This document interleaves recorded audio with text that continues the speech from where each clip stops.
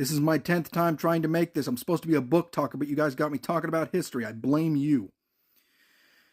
So in Japan, here's Korea, here's China, whatever. Anyways, oh, by the way, if you're curious about when Ghost of Tsushima is set, it's set around 7/12/74. Here's Tsushima Island. Here's Iki Island. There you go, nerds. Be happy about that.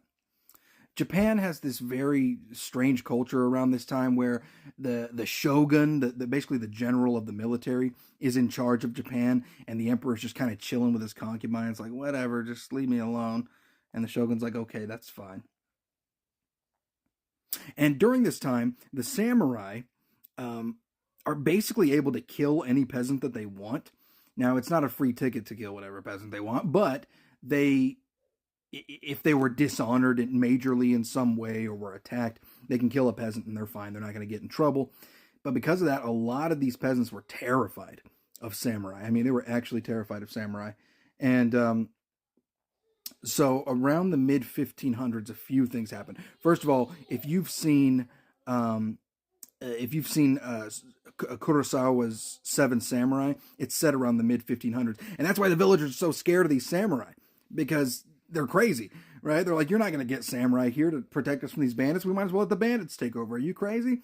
And he hires these ronin, which are like these roaming samurai that don't have a lord to serve. If this was in Game of Thrones, they'd be called a hedge knight. We'd probably call them like a mercenary, sellsword, something like that.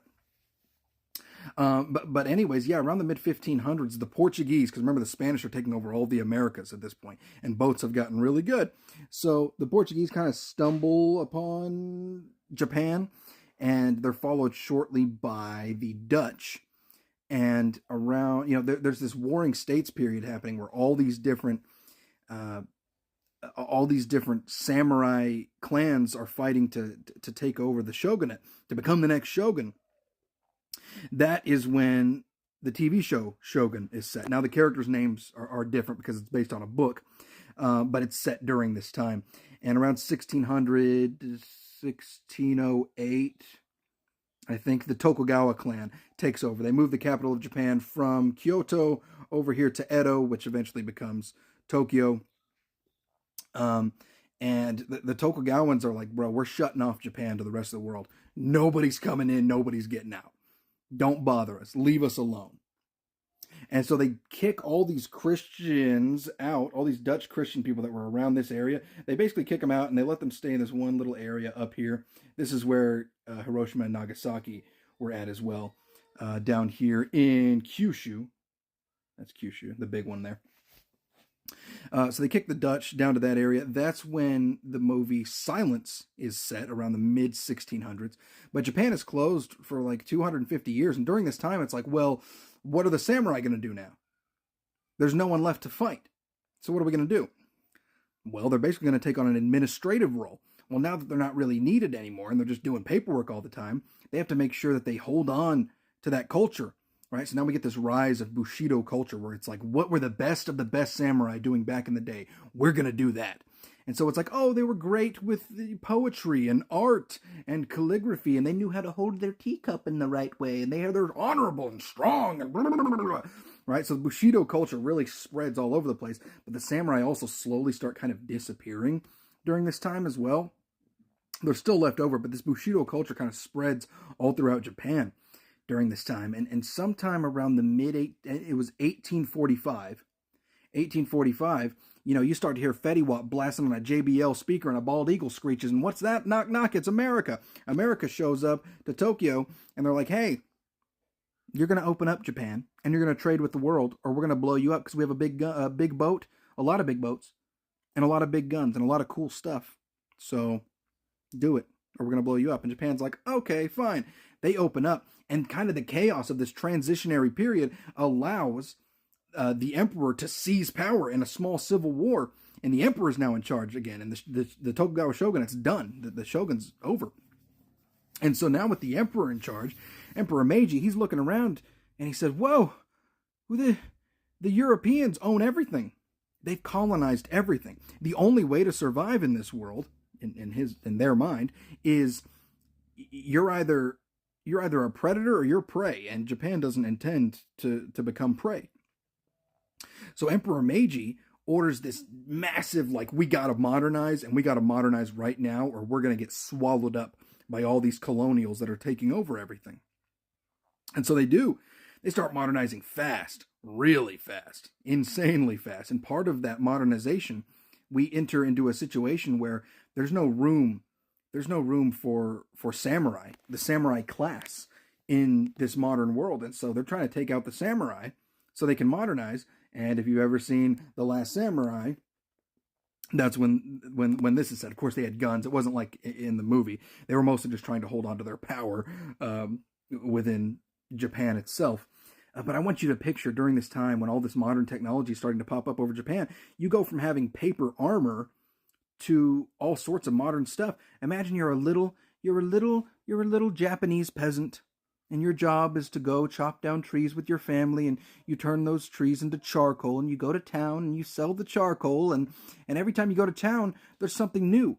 What is all this stuff? This is crazy. There's always something new here. Is that a train track and trains going by?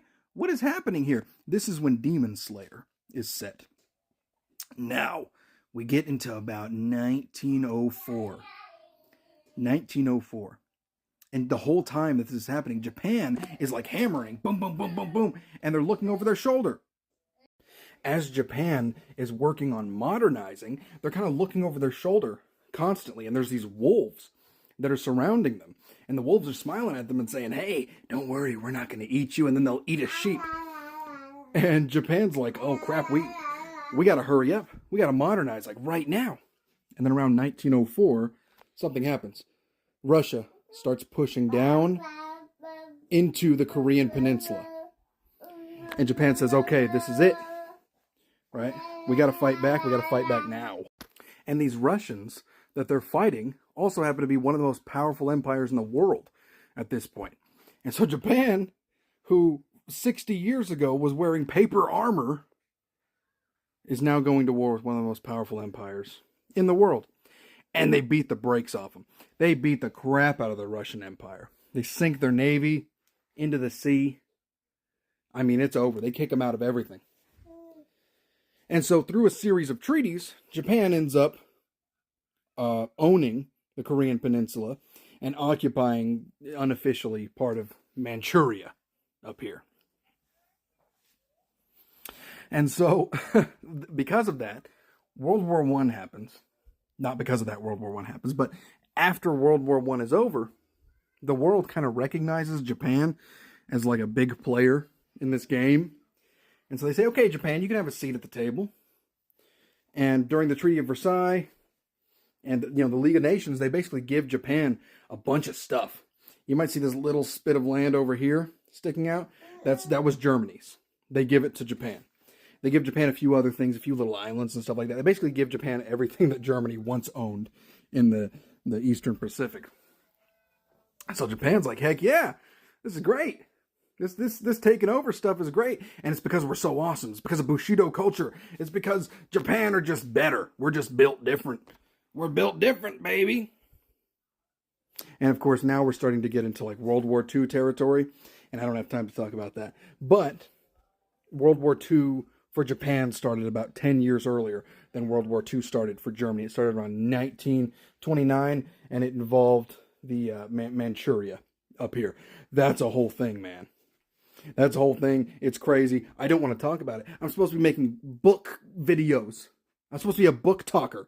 You guys got me talking about Japan and history and stuff. But whatever. Anyways, that's kind of why Japan was the way they were. Why they were so aggressive. Why they were so expansionistic during the World War II, during the mid-1940s and the 1930s. So, yeah, now you know. Leave me alone.